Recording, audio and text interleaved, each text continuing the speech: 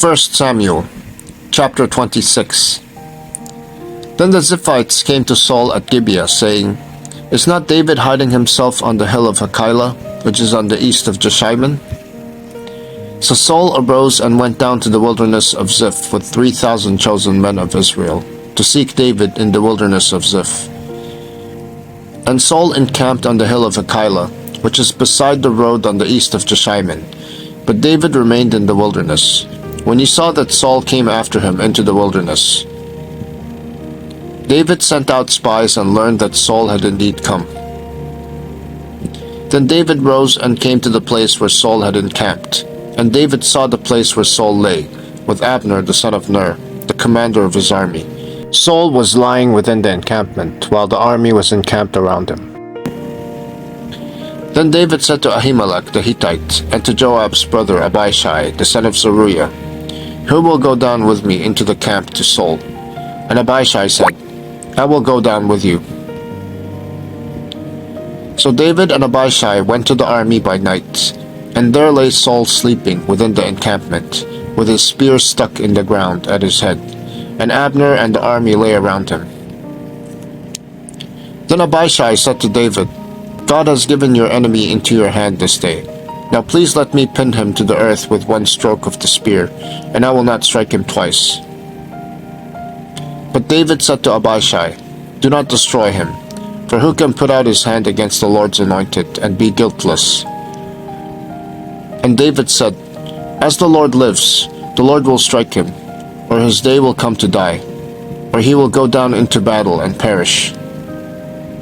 The Lord forbid that I should put out my hand against the Lord's anointed, but take now the spear that is at his head, and the jar of water, and let us go. So David took the spear and the jar of water from Saul's head, and they went away. No man saw it or knew it, nor did any awake, for they were all asleep, because a deep sleep from the Lord had fallen upon them.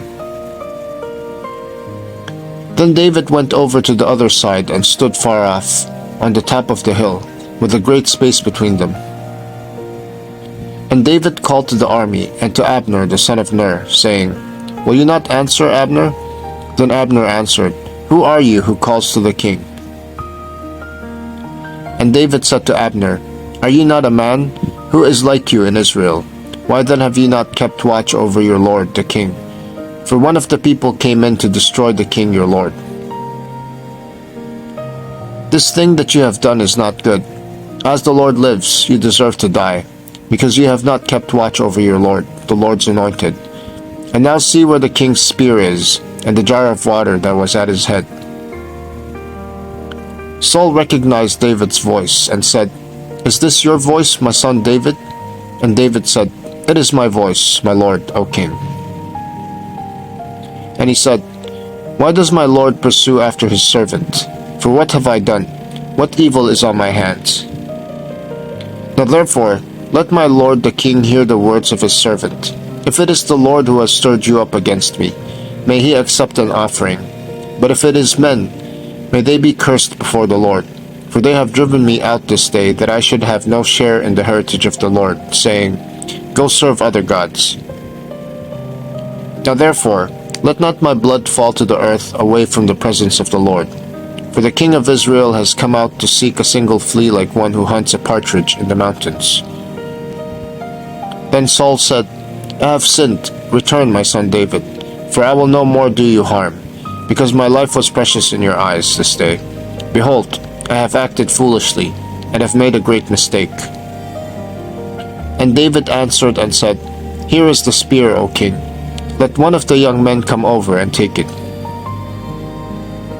The Lord rewards every man for his righteousness and his faithfulness. For the Lord gave you into my hand today, and I would not put out my hand against the Lord's anointed. Behold, as your life was precious this day in my sight, so may my life be precious in the sight of the Lord, and may he deliver me out of all tribulation. Then Saul said to David, Blessed be you, my son David. You will do many things and will succeed in them. So David went his way, and Saul returned to his place.